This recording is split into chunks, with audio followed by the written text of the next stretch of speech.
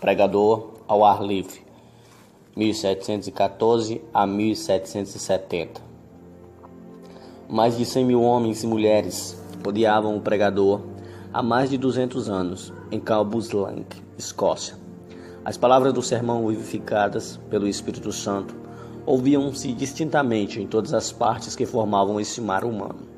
É-nos difícil fazer uma ideia do vulto da multidão de 10 mil penitentes que responderam ao apelo para se entregarem ao Salvador. Este acontecimento serve-nos como um dos poucos exemplos do cumprimento das palavras de Jesus. Na verdade vos digo que aquele que crê em mim também fará as obras que eu faço, e as maiores do que estas, porque vou para meu Pai. João capítulo 14, versículo 12. Havia como um fogo ardente encerrado nos ossos deste pregador, que era George Whitefield. Ardia nele um zelo santo de ver todas as pessoas libertas da escravidão do pecado. Durante um período de 28 dias, fez a incrível façanha de pregar a 10 mil pessoas diariamente. Sua voz se ouvia perfeitamente a mais de 1 quilômetro de distância. Apesar de fraco, de físico e de sofrer dos pulmões, não havia prédio no qual coubesse os auditórios, e nos países onde pregou, armava seu púlpito nos campos, fora das cidades.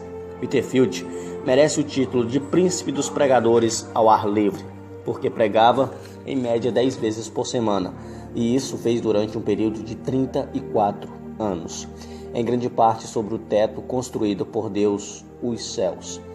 A vida de George Whitefield era um milagre. Nasceu em uma taberna de bebidas alcoólicas. Antes de completar 3 anos, seu pai faleceu.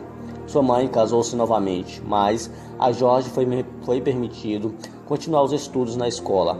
Na pensão de sua mãe, fazia a limpeza dos quartos, lavava roupa e vendia bebidas do bar. Estranho que pareça, e apesar de não ser salvo interessava-se grandemente pela leitura das Escrituras, lendo a Bíblia até a alta noite, preparando sermões. Na escola era conhecido como orador. Sua eloquência era natural e espontânea, um dom extraordinário de Deus, dom que possuía sem ele mesmo saber.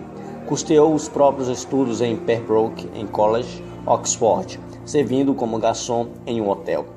Depois de estar algum tempo em Oxford, ajuntou-se ao grupo de estudantes a que pertencia João e a Carlos Wesley. Passou muito tempo como os demais do grupo, jejuando e esforçando-se para mortificar a carne, a fim de alcançar a salvação, sem compreender que a verdadeira religião é a única da alma com Deus e a formação de Cristo em nós.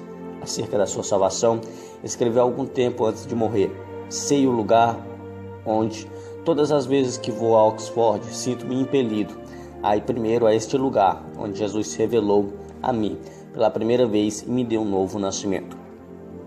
Com a saúde abalada, talvez pelo excesso de estudo, Jorge voltou a casa para recuperá-la. Resolvido a não cair no indiferentismo, inaugurou uma classe bíblica para jovens que, como ele, desejavam orar e crescer na graça de Deus. Visitavam diariamente os doentes e os pobres e, frequentemente, os prisioneiros nas cadeias, para orarem com eles e prostrar-lhes qualquer serviço manual que pudessem. Jorge tinha no coração um plano que consistia em preparar com 100 sermões e apresentar-se para ser separado para o ministério. Porém, quando havia preparado apenas um sermão, seu zelo era tanto que a igreja insistia em ordená-lo tendo apenas 21 anos, apesar de ser regra não aceitar ninguém para tal cargo com menos de 23 anos. O dia antes da sua separação para o ministério, passou em jejum e oração. Acerca deste fato, ele escreveu: à tarde retirei-me para um alto, perto da cidade, onde orei com instância durante 2 horas, pedindo a meu favor e também por aqueles que estavam para ser separados comigo.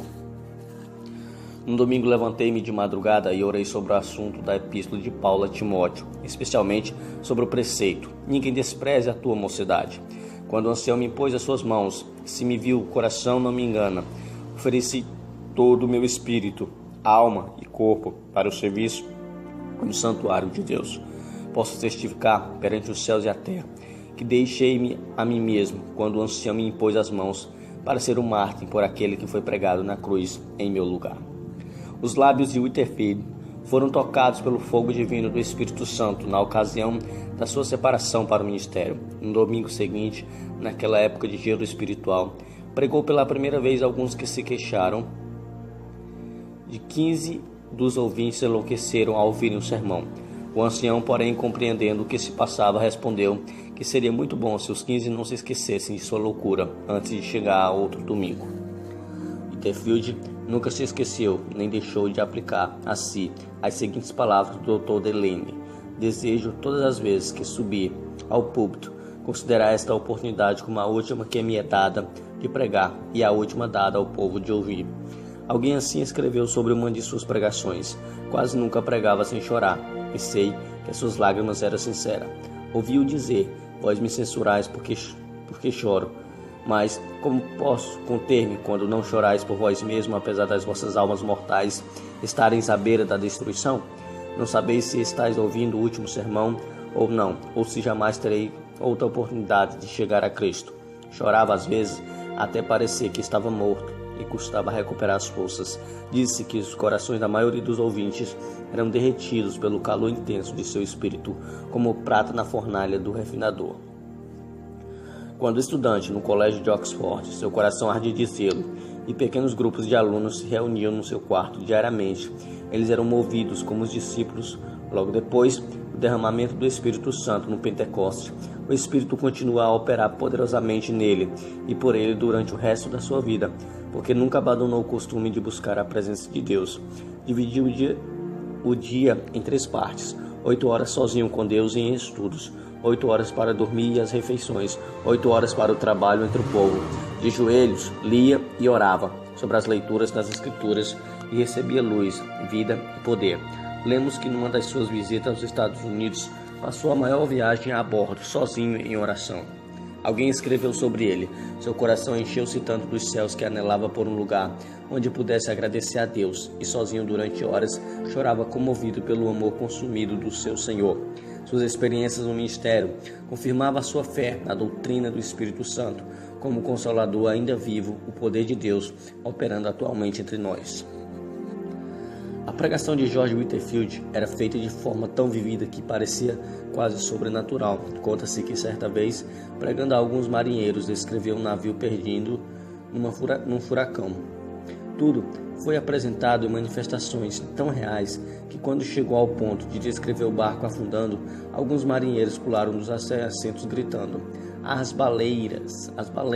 Em outro sermão, falou acerca de um cego andando na direção de um precipício desconhecido. A cena foi tão real que, quando o pregador chegou ao ponto de descrever a chegada do cego à beira do profundo abismo, o camareiro mor Chesterfield, que assistia, deu um pulo gritando: meu Deus, ele desapareceu. O segredo, porém, da grande colheita de almas salvas não era a sua maravilhosa voz nem a sua grande eloquência. Não era também porque o povo tivesse o coração aberto para receber o Evangelho, porque era tempo de grande decadência espiritual entre os crentes. Também não foi porque lhes faltasse oposição repetidas vezes. Whitefield pregou nos campos, porque as igrejas fecharam-lhe as portas. Às vezes, nem os hotéis queriam aceitá-lo como hóspede. Em Basingstoke, foi agredido a pauladas. Em Staffordshire, atiraram-lhe torrões de terra. Em Moorfield, destruíram a mesa que lhe servia num púlpito e arremessaram contra ele o lixo da feira.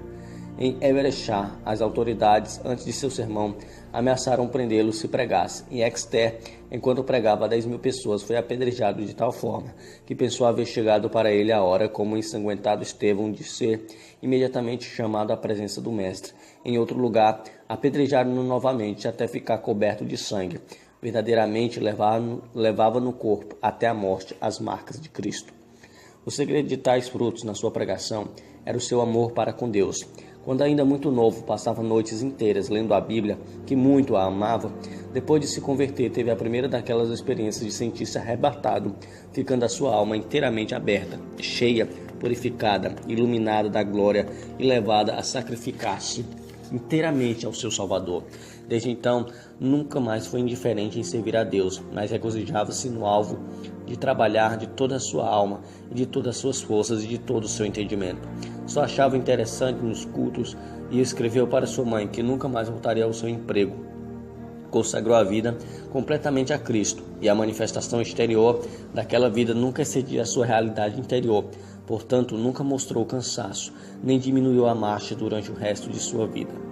Apesar de tudo, ele escreveu: a minha alma era seca como o deserto, sentia-me como um encerrado dentro de uma armadura de ferro.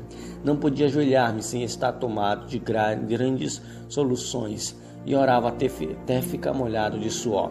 Só Deus sabe quantas noites fiquei prostrado de cama gemendo por causa do que sentia e ordenando em nome de Cristo que Satanás se apartasse de mim.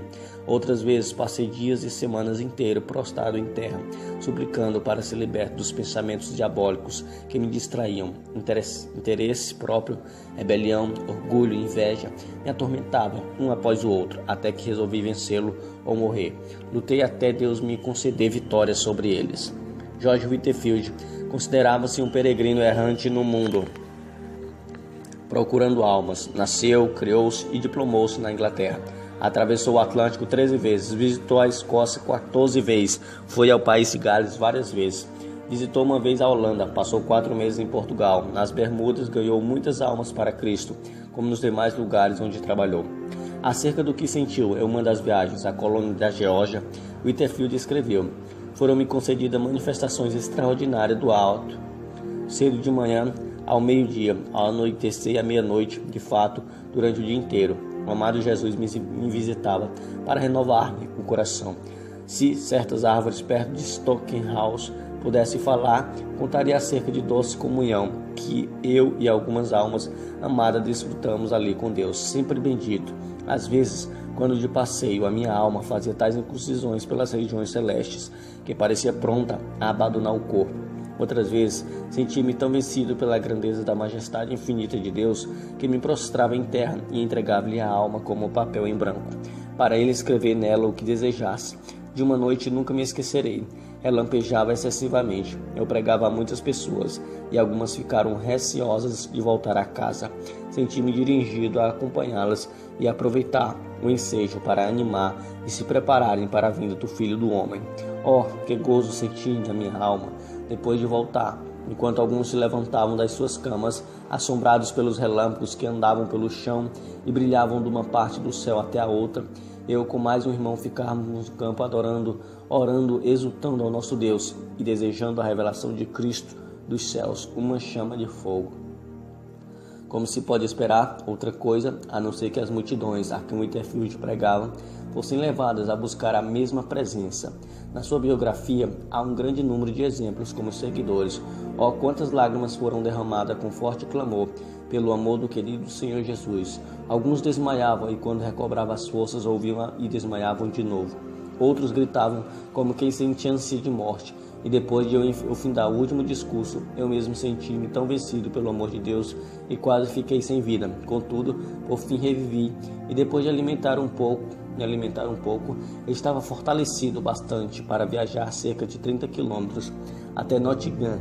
No caminho a alma alegrou-se cantando hinos. Chegamos quase à meia-noite. Depois de nos entregarmos a Deus em oração, deitamos e descansamos na proteção do querido Senhor Jesus. Ó Senhor, jamais existiu amor como o teu. Então, Whitefield continuou sem cansar. No dia seguinte, em Foxmurner, a concorrência aos cultos foi tão grande como em Nottingham. O povo ficou tão quebrantado que por todos os lados vi pessoas banhadas em lágrimas. A palavra era mais cortante que a espada de 2 gumes, e os gritos e gemidos alcançavam o coração mais endurecido. Alguns tinham semblantes pálidos, como a palidez de morte, outros torciam as mãos, cheios de angústia. Ainda outros foram prostrados ao chão, ao passo que outros caíram e eram aparados nos braços de amigos. A maior parte do povo levantava os olhos para os céus, clamando e pedindo a misericórdia de Deus. Eu, enquanto os contemplava, só podia pensar em uma coisa: o grande dia. Parecia pessoas acordadas pela última trombeta, saindo dos seus túmulos para o juízo. O poder da presença divina nos acompanhou até Basque Ridge, onde os arrependidos choravam e os salvos oravam lado a lado. O indiferentismo de muitos transforma-se em assombro, e o assombro depois em grande alegria. Alcançou todas as classes de idade e caracteres. A embriaguez foi abandonada por aqueles que eram dominados por esse vício. O que havia praticado qualquer ato de injustiça foram tomados de remorsos. Os que tinham furtado foram constrangidos a fazer restituição. Os vingativos pediam perdão. Os pastores ficaram ligados ao seu povo por um vínculo mais forte de compaixão. O culto doméstico foi iniciado nos lares. Os homens foram levados a estudar a palavra de Deus e a terem comunhão com o seu Pai nos céus. Mas não foi somente os países populosos que o povo afluiu para ouvir. Nos Estados Unidos foi somente os países populosos que o povo influiu para ouvir. Nos Estados Unidos, quando eram ainda um país novo, ajuntaram-se grandes multidões dos que moravam longe um do outro nas florestas. O famoso Benjamin Franklin, em seu jornal, assim noticiou essas reuniões. Quinta-feira, o reverendo Whitefield partiu de nossa cidade, acompanhado de 150 pessoas a cavalo, com destino a Chester, onde pregou a 7.000 ouvintes, mais ou menos. Sexta-feira, pregou 2 vezes em Wellington e quase 5.000 no sábado em Nextdale. Pregou a cerca de 2.500 e na tarde do mesmo dia, em Christiana Bridge, pregou a quase 3.000. No domingo, em Whiteclay Creek, pregou 2 vezes, descansando uma meia hora entre os sermões a 8.000 pessoas, das quais cerca de 3.000 tinham vindo a cavalo. Choveu a maior parte do tempo, porém todos se conservavam em pé, ao ar livre. Como Deus estendeu a sua mão para operar prodígios por meio de seu servo, veio-se no seguinte: no estrado perante a multidão, depois de alguns momentos de oração em silêncio, Whitefield anunciou de maneira solene o texto: é ordenado aos homens que morram uma só vez, e depois disto vem o juízo. Depois de curto silêncio, ouviu-se um grito de horror, vindo do lugar entre a multidão. Um pregador presente foi até o local da ocorrência para saber o que tinha acontecido. Logo voltou e disse: irmão Whitefield, estamos entre os mortos e os que estão morrendo. Uma alma imortal foi chamada à eternidade. O anjo da destruição está passando sobre o auditório. Clamem em alta voz e não cesse. Então foi anunciado ao povo que um dentre a multidão havia morrido.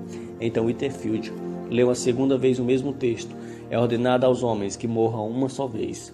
Do local onde a senhora Whittington estava em pé, veio outro grito agudo, de novo em tremor de horror. Passou por toda a multidão quando anunciaram que outra pessoa havia morrido. Whitefield, porém, em vez de ficar tomado de pânico, como os demais, suplicou graça ao ajudador invisível e começou, com eloquência tremenda, a prevenir os impertinentes do perigo. Não devemos concluir, contudo, que ele era ou sempre solene ou sempre veemente. Nunca houve quem experimentasse mais formas de pregar do que ele. Apesar de sua grande obra, não se pode acusar Whitefield de procurar fama ou riquezas terrestres. Sentia fome e sede da simplicidade e sinceridade divina. Dominava todos os seus interesses e os transformava para a glória do reino do seu Senhor. Não ajuntou ao redor de si os seus convertidos para formar outra denominação, como alguns esperavam. Não apenas dava todo o seu ser, mas queria mais línguas, mais corpos, mais almas a usar para o Senhor Jesus. A maior parte de suas viagens à América do Norte foram feitas a favor do orfanato que fundaram na colônia da Geórgia. Vivia na pobreza e esforçava-se para granjear o necessário para o orfanato. Amava os órfãos eternamente, escrevendo-lhes cartas e dirigindo-se a cada um pelo nome. Para muitas dessas crianças, ele era o único pai, o único meio que elas terem o sustento. Fez uma grande parte da sua obra evangelística entre os órfãos e quase todos permaneceram crentes fiéis, sendo que um bom número deles se tornaram ministros do evangelho. Whitefield não era de físico robusto. Desde a mocidade, sofria quase constantemente, anelando muitas vezes partir e estar com Cristo. A maior parte dos pregadores acham impossível pregar quando estão enfermos como ele. Assim foi que aos 65 anos de idade, durante sua 7ª viagem à América do Norte, findou a sua carreira na terra. Uma vida escondida com Cristo em Deus e derramada no sacrifício de amor pelos homens.